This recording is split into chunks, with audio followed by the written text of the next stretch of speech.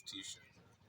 So we have set a team of 3 people who are reviewing the constitution, and they're making consultations with the APG members.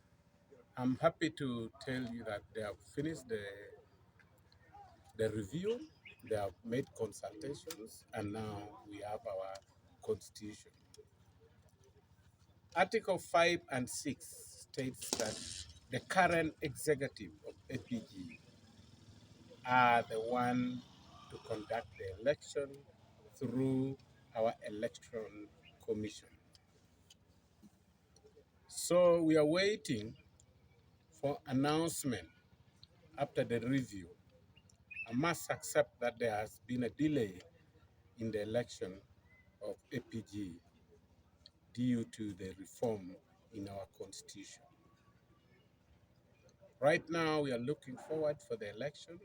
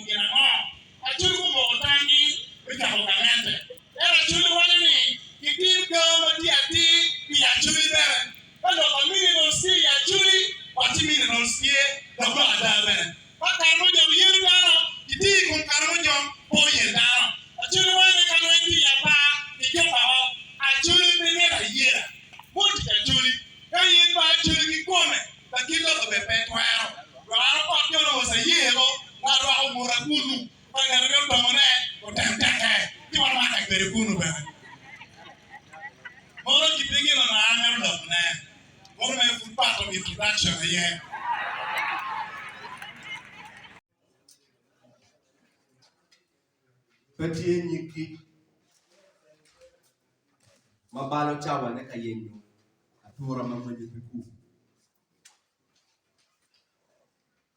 omera reki imakija ibero kiyo mapol kanya to palo chawa eto eni awachi ni do edu balo kapa o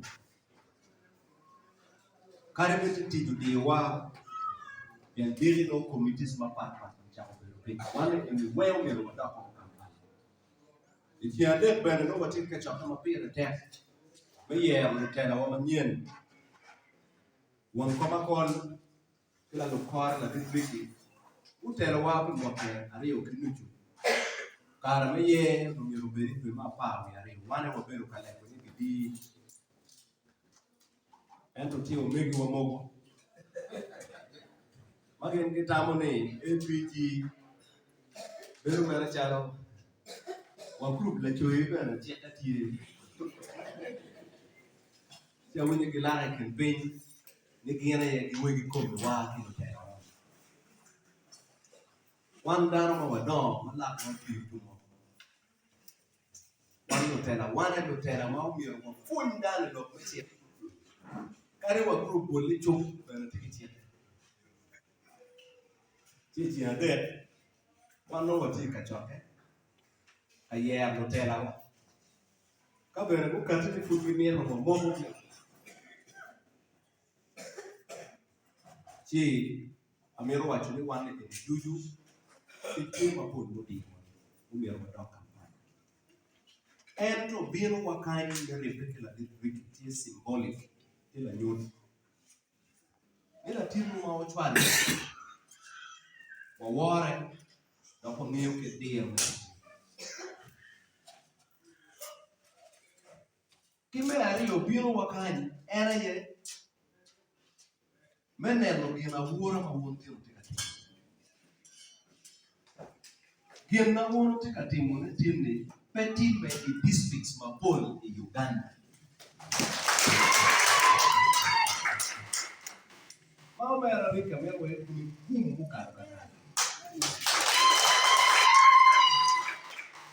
Doggy, I'm here watching it. akala kabi twere kina kamwana afiju nywa pa mukene ma council la berbe kami war na to ken mo ko bebe